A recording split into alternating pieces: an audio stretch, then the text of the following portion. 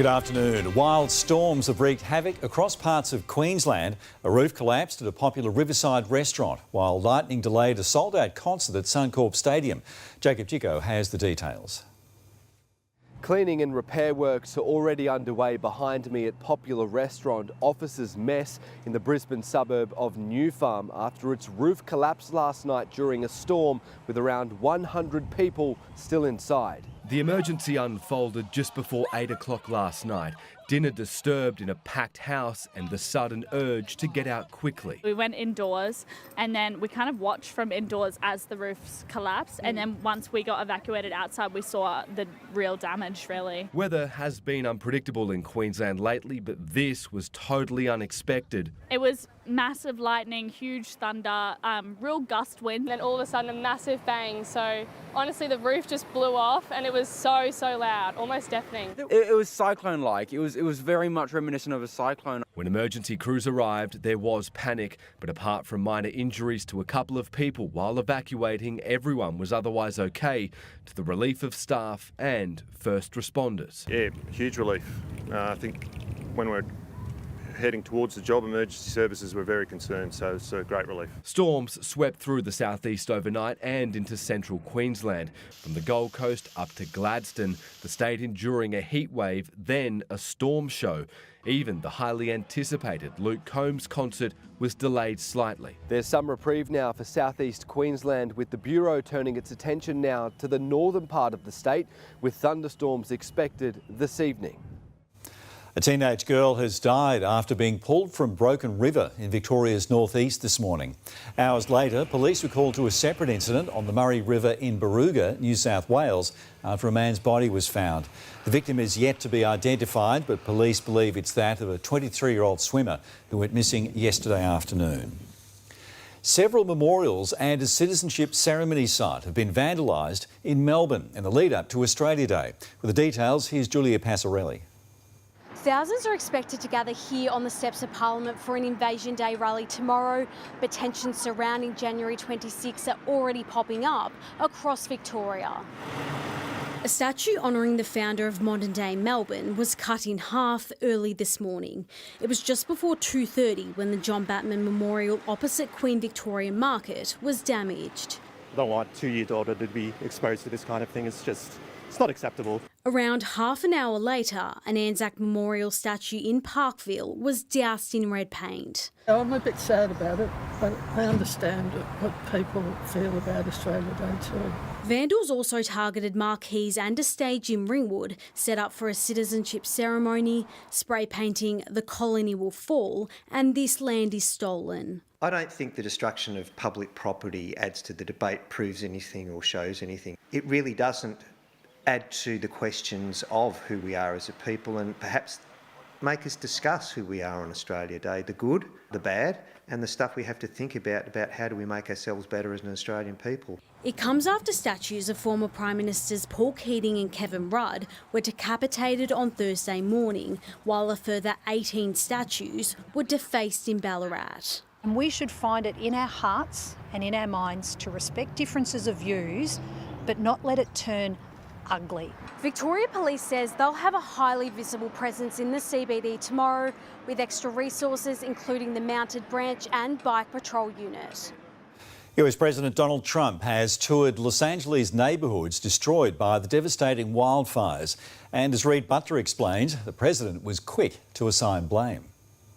Well, Donald Trump is here in Los Angeles, part of his first trip since becoming president. On paper, he was just supposed to be surveying the damage from the wildfires, but he's also done a fair amount of finger pointing. He landed at LAX, and waiting for him at the bottom of the stairs was sworn enemy California Governor Gavin Newsom. And the pair seemed to be playing nice. They even embraced. After that, it was an aerial tour of the Palisades fire zone, a devastating view of the destruction left behind.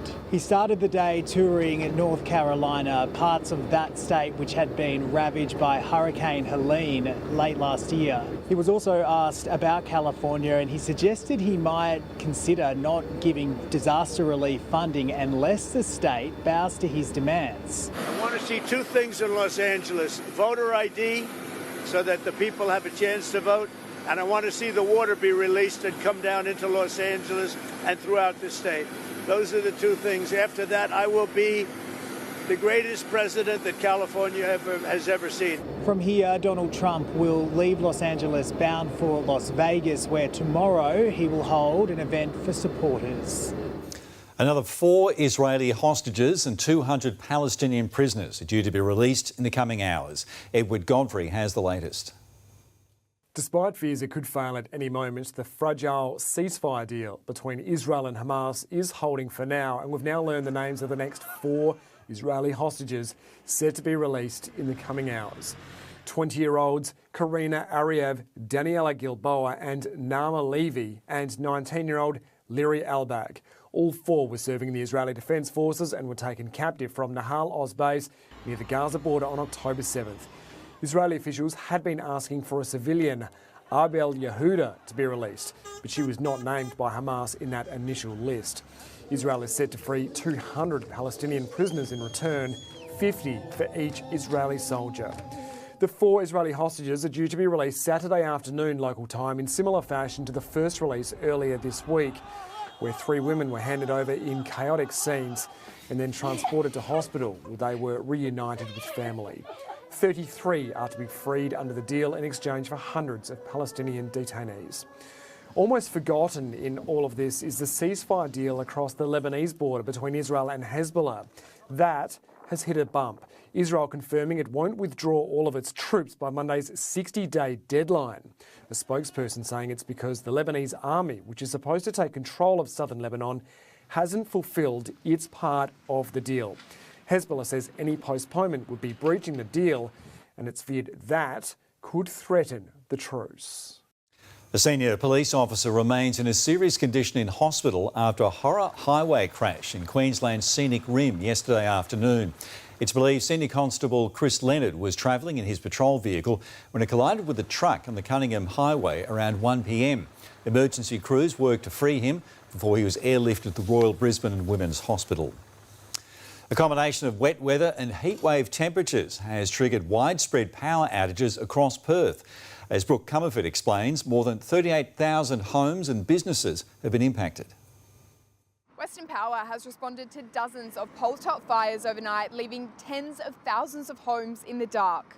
Blazes igniting from north to south, with traffic lights blacked out, fuel stations making do, and local businesses left out of pocket. Our favourite coffee shop, the Harvest Boulangerie, had no coffee and we were desperate. It's a big loss, it's definitely a 5-figure loss for us on a day like that. Forced to throw away expensive stock. Unfortunately, we have to stop all the production and just call it a day and just throw all the stock that we have. In the middle of a week-long dry spell, residents are frustrated.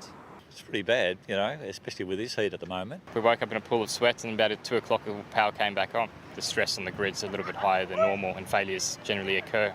Authorities say wet weather mixed with dust build-up on the power lines can spark the dangerous blazes. Pole-top fires are particularly difficult because you have to assess them first to make sure that there's no ongoing element of risk. Western Power are investigating new technologies such as drone technology, which will allow them to apply silicon coatings in a live electricity environment. Western Power crews and the Department of Fire and Emergency Services are working throughout the day to restore power outages.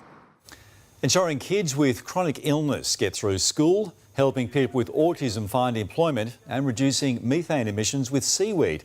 That's just some of the work done by 2025 Australian of the Year nominees, who were welcomed to the Prime Minister's residence in Canberra today. To achieve the nomination of your state and territory, whether it is the Young Australian of the Year, the Senior Australian of the Year, the Volunteer of the Year, or the Australian of the Year, is a remarkable achievement. Previous winner Grace Tame also made a statement with an anti-Rupert Murdoch T-shirt. Finals fever is in full swing at the Australian Open, ahead of tonight's women's match, with Madison Keys chasing her first Grand Slam title and Aryna Sabalenka eyeing off a trifecta. Penelope Lish has more from Melbourne Park. With only 2 days of action left here at the Australian Open, crowds are building as we head toward tonight's women's singles final. But it wasn't the athletes drawing a crowd this afternoon. Hollywood actor Jackie Chan mobbed by fans as he made his way through the Melbourne Park precinct celebrating Chinese New Year. Aryna Sabalenka looking to make it 3 in a row tonight after so much success here at Melbourne Park. She considers this a home slam and she's certainly going in the favourite. Let's go Sabalenka! Sabalenka for sure, yeah, 100%. I reckon she's going to smash it. Who's your favourite tennis player? Sabalenka. She's a good tennis person. Now 29 years old, she was a teenage prodigy, and Madison Keys is looking for her maiden Grand Slam title. And there's certainly plenty of support here for her. Go Keys! Just because she's an American, you know, we come from the States, so we got to support our American girl. The head says Sabalenka, but the heart says Keys. I like Keys to win. We'll be bringing you all the tennis action tonight on 9.